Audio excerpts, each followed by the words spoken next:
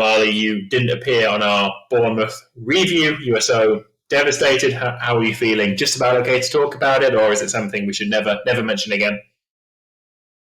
If my walls weren't brick, they wouldn't be standing.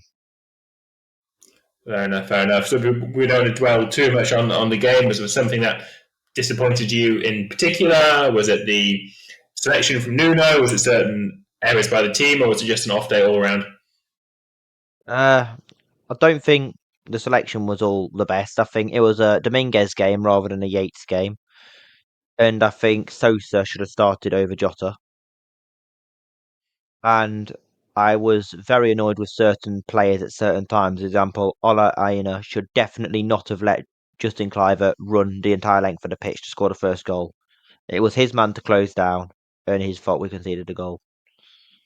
Yeah, fair enough. So let's start then with what you think the mood would have been like in training during the week. Do you think Nuno should have really given his players all the criticism, or do you think he should have gone for the softly approach and said, "Look, we're still third in the league. Keep your confidence up. It was just an off day," or do you think it's a bit of a balance between making sure that those mistakes from Aina or from Jota and Yates are at least mentioned and learned from? They will get a very loud, very monumental telling off in the changing room after the game and on the coach on the way back. But it seems like players have been let go away for a few days to recover and kind of, clear their heads after it, which I think was needed because I do think there was still a bit of tiredness from the Liverpool game. And I don't think going into training after a 5-0 loss immediately is the best thing to do. I do think getting away for a few days is the right response.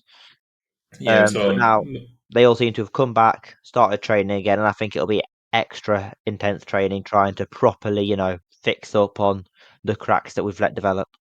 yeah, we saw Murillo in Paris, certainly, and I guess a few other players took a couple of days off as well, which, as you said, is probably the right thing to do. No point letting the bad mood or a bad mist develop over the training ground, but to get your head clear for a couple of days and come back, and as you say, for that intense bit of training.